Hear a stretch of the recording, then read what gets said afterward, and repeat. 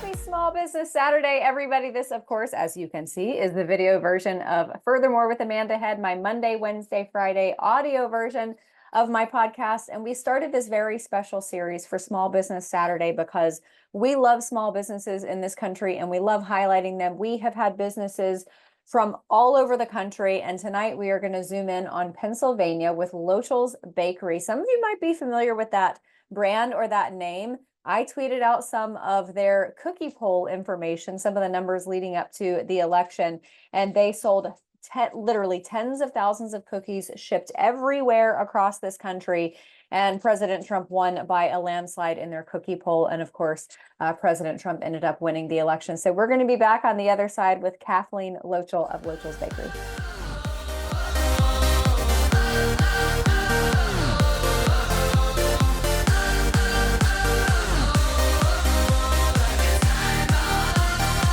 Welcome back, everybody. It is no secret. I talk about cookies all the time on air, especially leading up to the election, because I was talking a lot about the cookies at Lochel's Bakery in Pennsylvania, and you're going to find out why in just a moment. But I'm honored to bring in Kathleen Lochel. She is the owner of Lochel's Bakery in Hatboro, Pennsylvania. Kathleen, thanks so much for being here.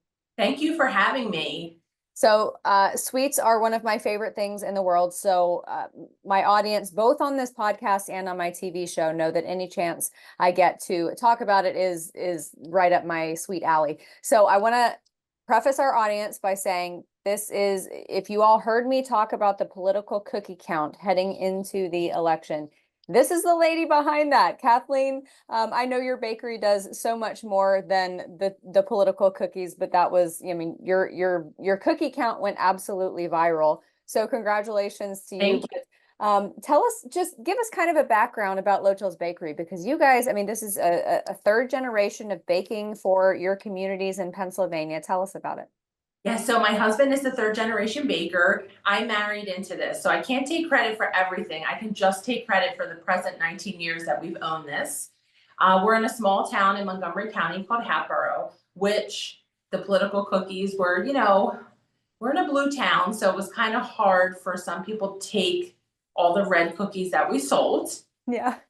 We love what we do, and I feel that when you love what you do, it's not a job. It's a passion. It's what you're meant to do.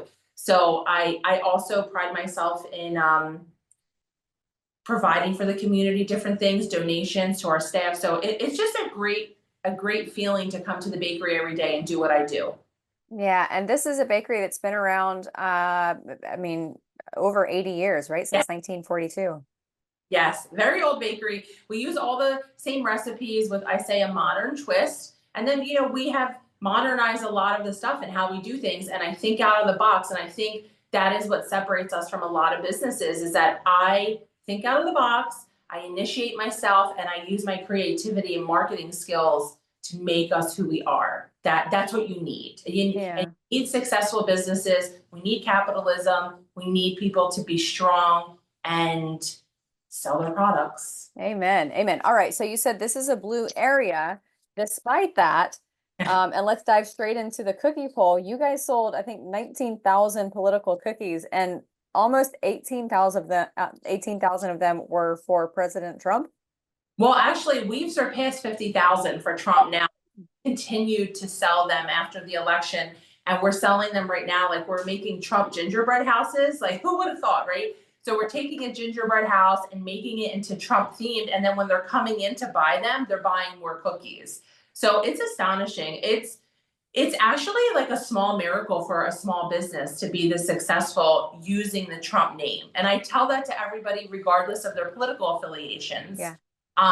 But no, we were close to 47,000 between both candidates on election day at close. So it was like 44,000 to 3,000. It was crazy. For Trump versus Kamala? Yes. Oh my gosh. The cookie spoke. You couldn't have predicted it per se, but when you looked at the cookies, you were like, holy Moses. Like, yeah.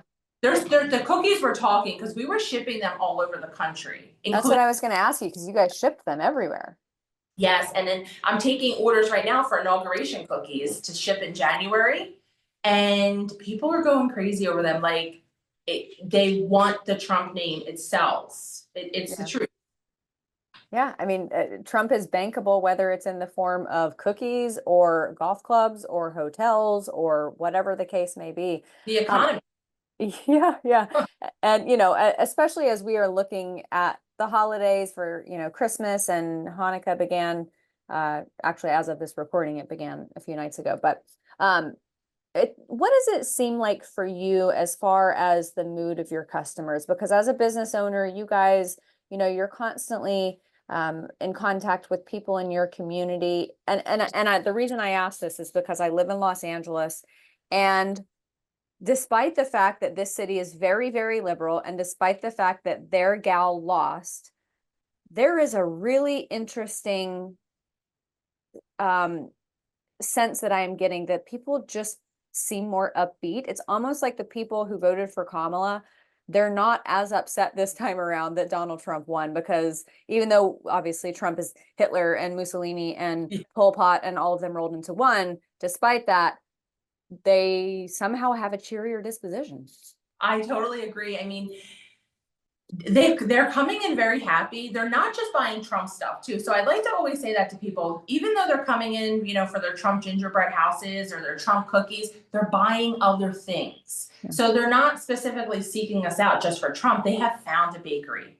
Yeah. They're coming in very happy, very excited for the new year, as I am, because when I own a small business, and when I see these ingredient prices, I'm like, what happened? Right. This is bad, what we're paying for things. So I do feel that there's a very good spirit out there. They're very cheerful. They're excited to see what happens. And I also believe that that is coming from people who did not vote for him, because the things that he is trying to implement with his administration, and they're hopeful for that, regardless if they voted for him or not. I do believe that. Yeah, I think that's spot on. And for people who are buying more cookies, it kind of seems like the Trump economy 2.0 has not taken effect yet, but because of what he did during his first term and the booming Trump economy, obviously up until COVID, people are anticipating the same thing. Yes, I totally agree. I mean, I am here because just looking at the egg and butter prices and stuff, I'm anticipating that. Love them, wish for the best.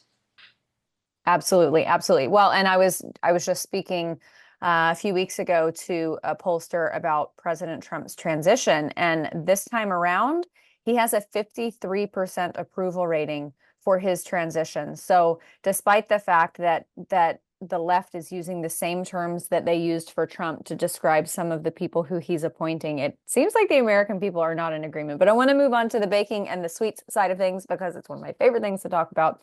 What all do y'all offer? I know obviously the Trump and the Trump cookies and the gingerbread houses, but what else?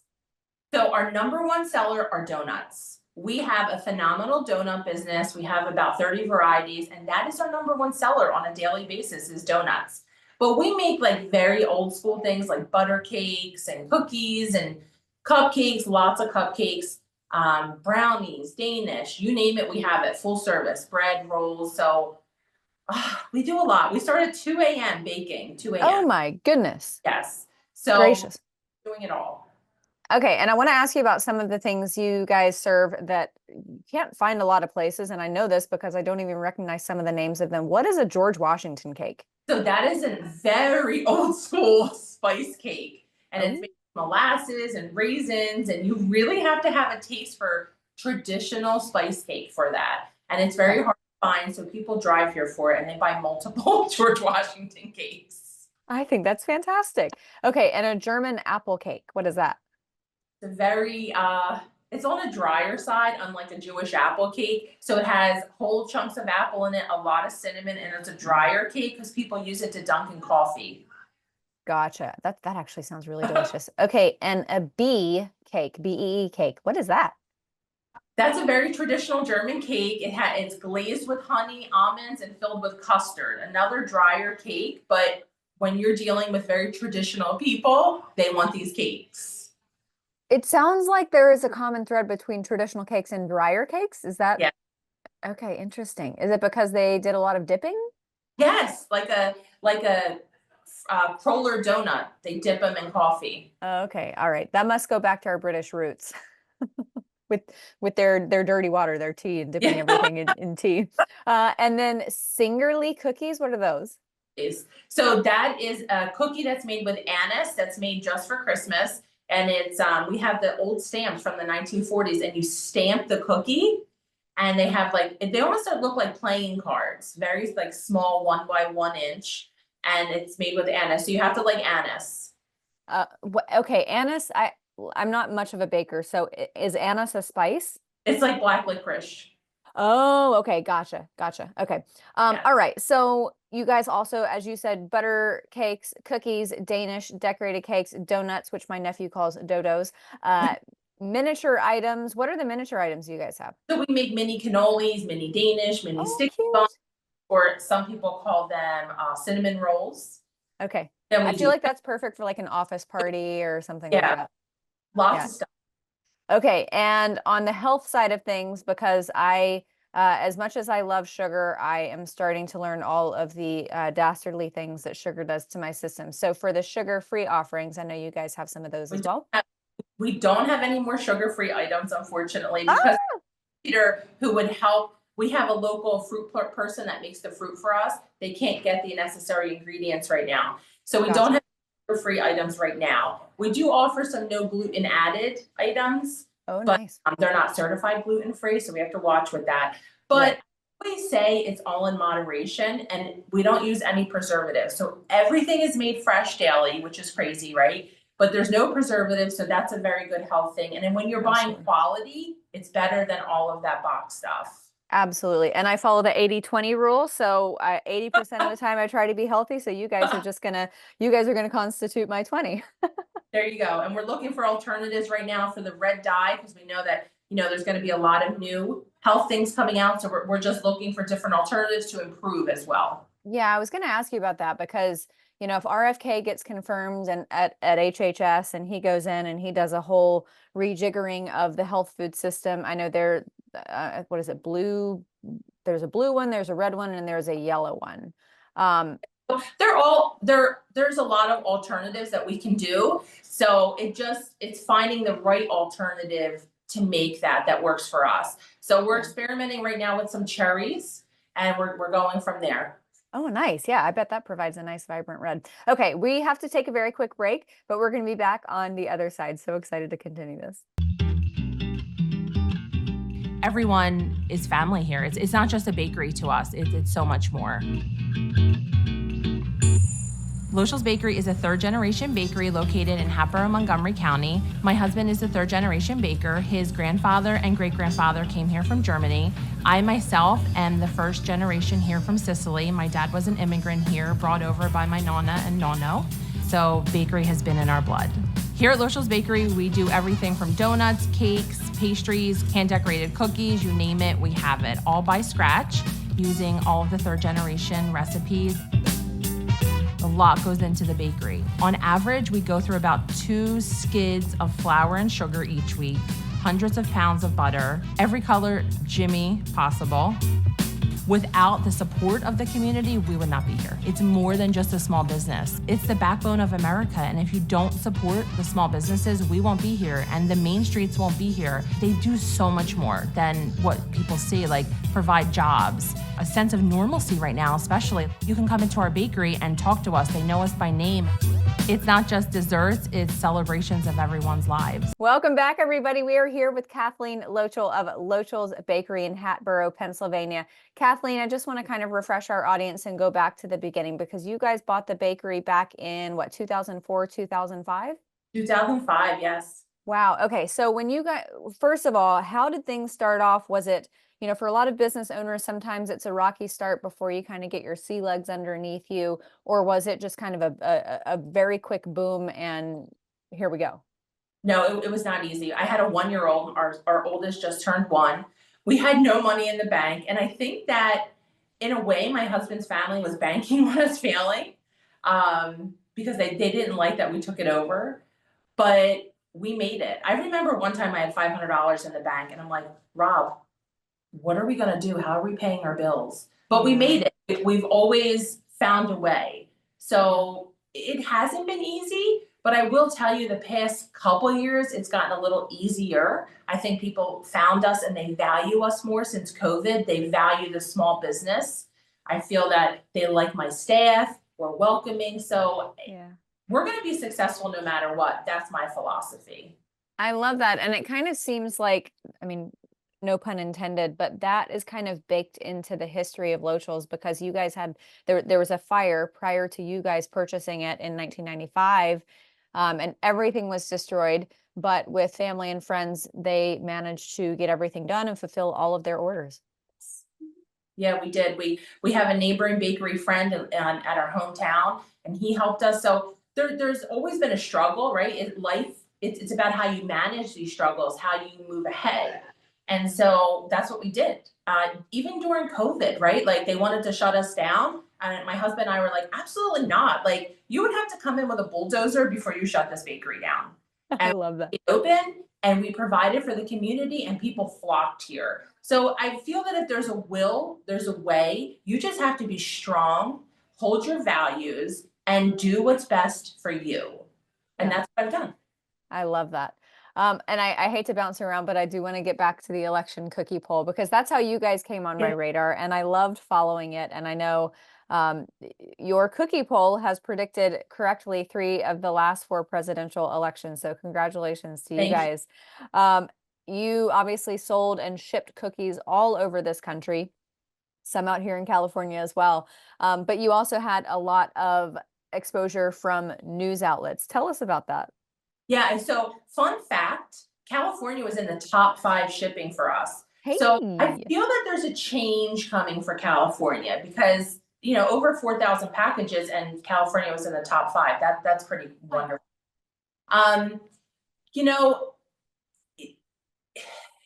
I when you think about political cookies, you don't really want to put your business into that, right? Because there's a lot of hate, there's a lot of things. But when the news people caught onto it, and Fox and the New York Post and CNN even asked for cookies, they did not promote them. I just want you to know that, but I Yeah. did them. I didn't see that.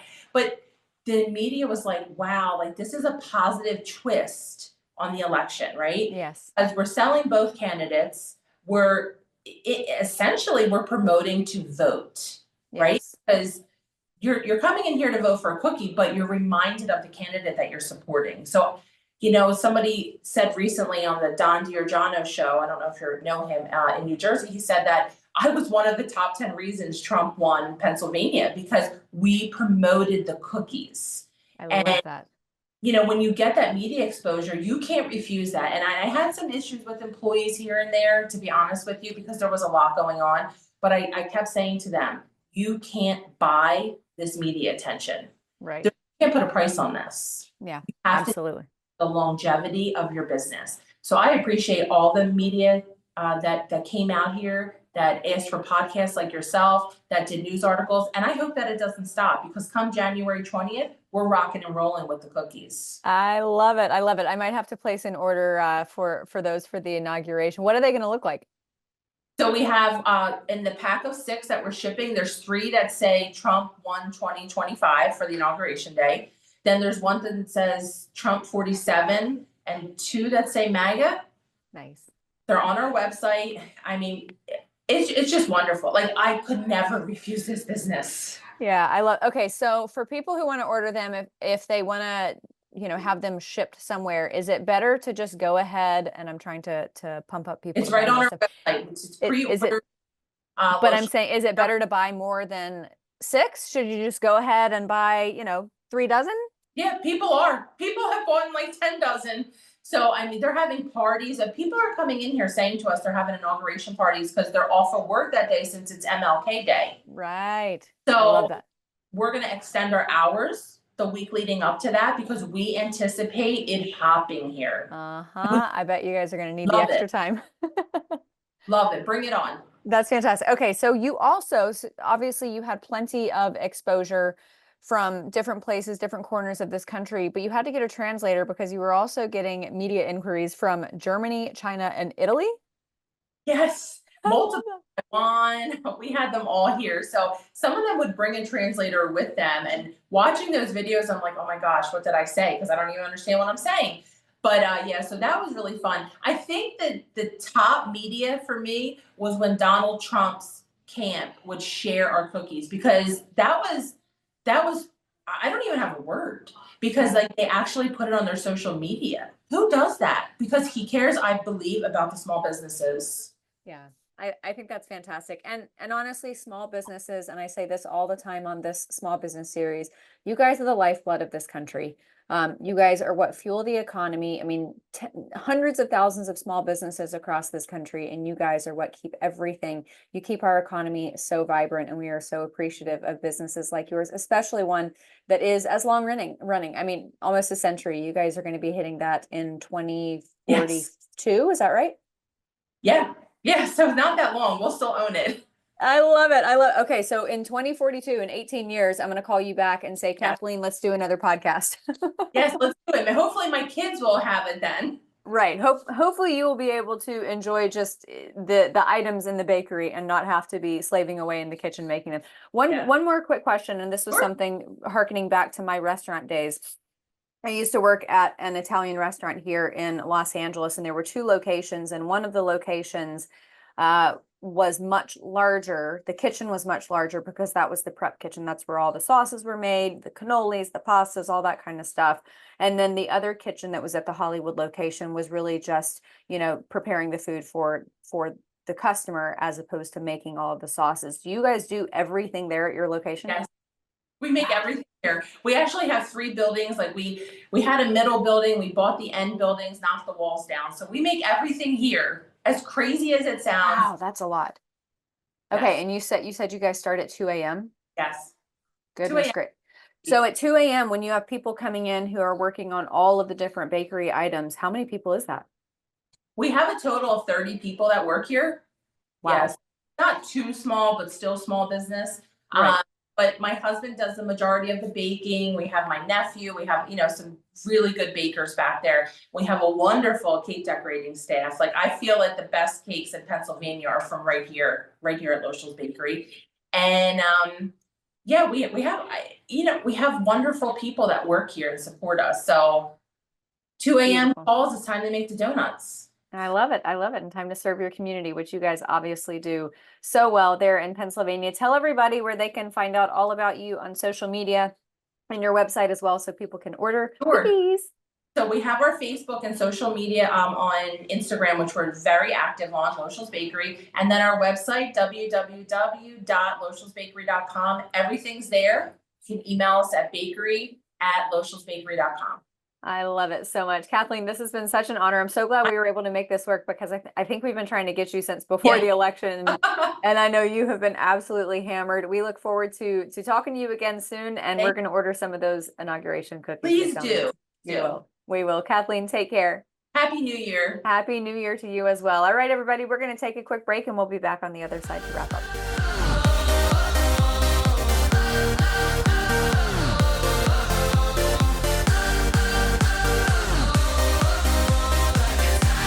Welcome back, everybody. So it's hard to follow up something as wholesome as cookies and donuts, but I'm going to try with a little bit of Hollywood news. And I know that Hollywood and wholesome don't typically go in the same sentence together, but they do when Disney is making moves to move back in the wholesome direction. Holla freaking Luya.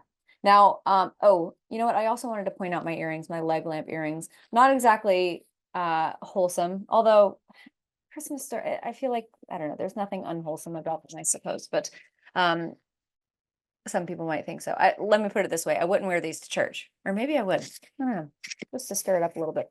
All right, so moving away from that highly awkward non sequitur, Disney. Oh boy. So they had grand ideas to bring to light one of the characters in a new series and make that character transgender, or have that character announce that it was transgender.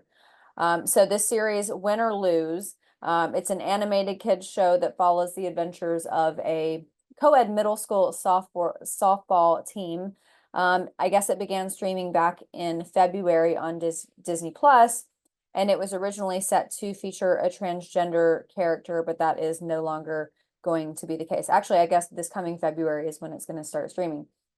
But they stepped in and ordered the removal of references to one of the characters' gender identity. Aren't we all so sick of hearing gender identity?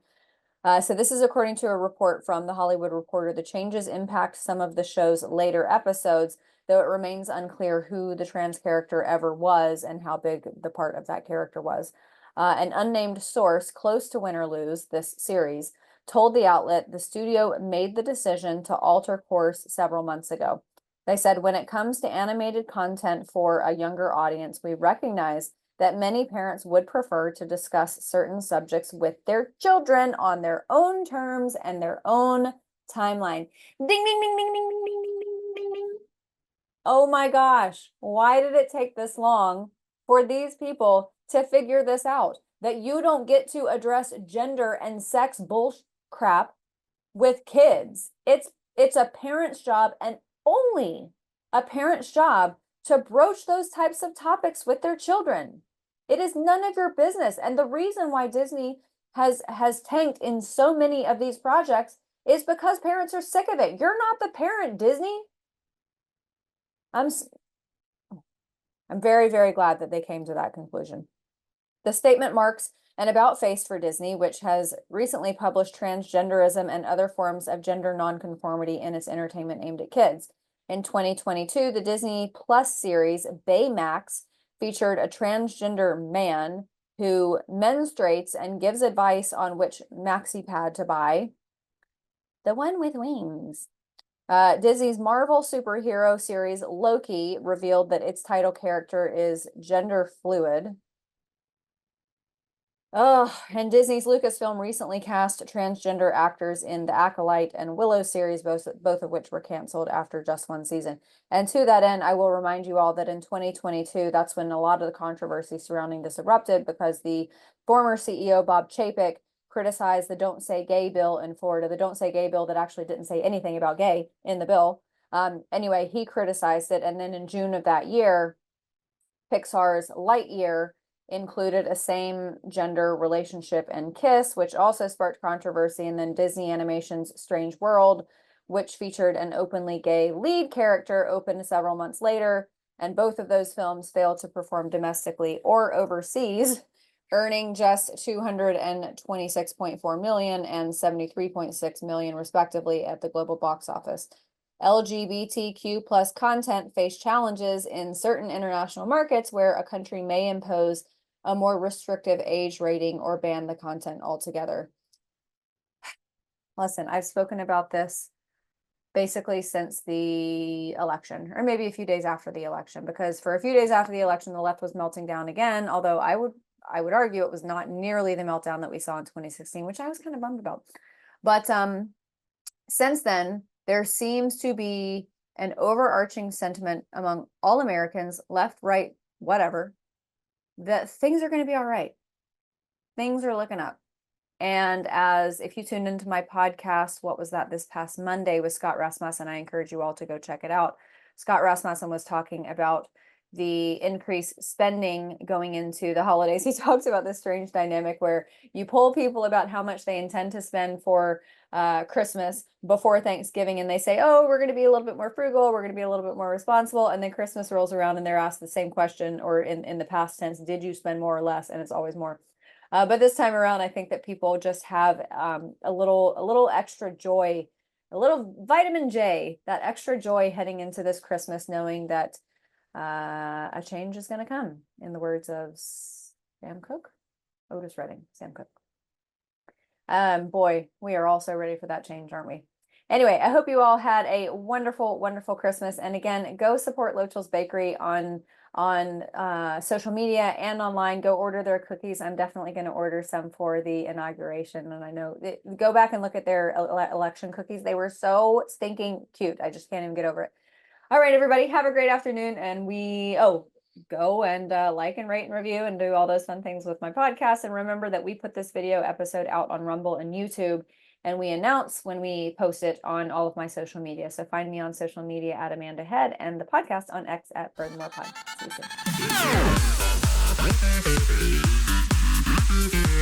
soon.